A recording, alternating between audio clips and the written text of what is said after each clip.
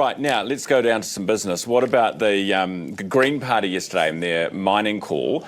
So they've said, look, we're telling the markets now before any of these fast-track permits get issued so that there's... So take your risk. So sign at your own risk, multinationals. That's exactly what they're saying. There's full transparency that we're not going to go ahead with any of these mining projects. Yep.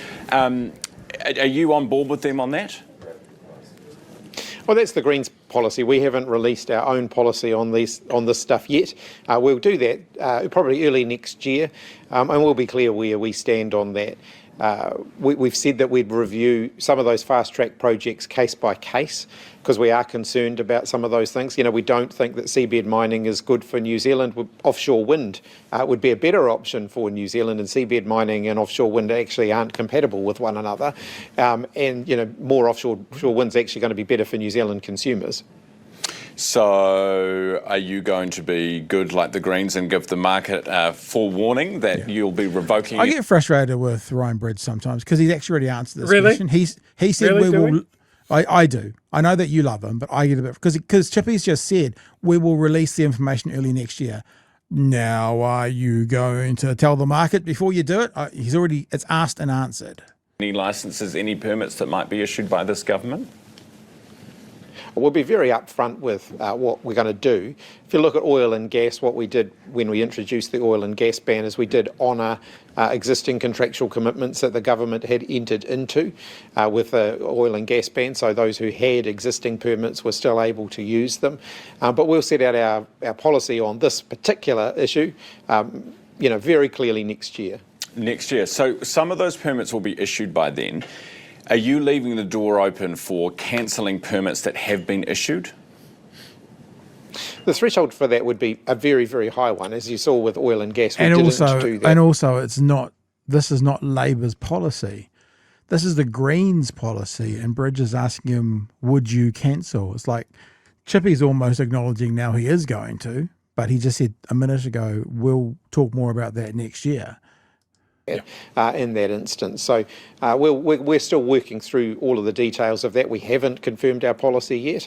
And I'm not going to speculate on what that policy will be until we've been through that. Record numbers of Kiwis leaving for Australia. There you go. We'll leave it there because that's what we're talking about. I love this idea from the Greens. And I do honestly remember, I nearly went and found it, Chewie, because we definitely talked earlier in the year about, it might have even been to fucking Chippy, talking about why don't they just say, we're going to reverse this now to stop businesses wanting to get involved. It's like, it might be economic vandalism, like it might actually be economic vandalism. I put my hand up, but to create confusion within the ranks of business to see if they want to risk getting involved in New Zealand if these bunch of left-wing lunatics in the future might just cancel everything. What do you reckon? I reckon that it is a really good move because it is forcing the issue.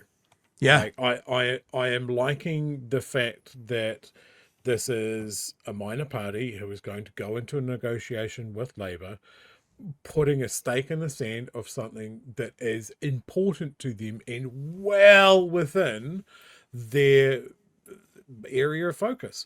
Now, remember, when Greens kick up an issue, if it's like a social justice type thing or looking after the poor or something like that, and people go, why don't you stick to the environmental stuff? Well, now they are. It is 100% on brand for them. Yeah. And nobody should be surprised by this. Willis, Seymour, Jones, why are you surprised that the Greens have taken this position? Why is it so shocking to you? Why are you calling them doolally, economic vandals, all the hyperbole that the three of you have engaged in over the last couple of days? Why is this shocking to you? It's fascinating, because were what you you're saying unaware right. that they were an environmental party? It's almost was this like a complete blindside for you? Well, it's almost like they've gone, we wouldn't do anything like this to impact like you guys taking over. How dare you? Because this undermines what we want to do. How dare you? And like I said earlier, this is the biggest pearl clutch you'll ever see in your life. She looks personally offended as you've said, Chewie, at this very obvious and very readable green policy. I mean, to be honest, the Greens are doing what every party should do. Remember that National Smoke-Free 2025? And they're signalling what they would do after an election. Mm-hmm. So actually, this is exactly what we want our political parties to do. Therefore, if the left wins and the Greens can negotiate it, they have a mandate because they have explained it. When you do things like Smoke-Free 2025 and a myriad of other things, and you've told no one about it, you don't have a mandate to do that huge, life-changing cancelling of world-class policy.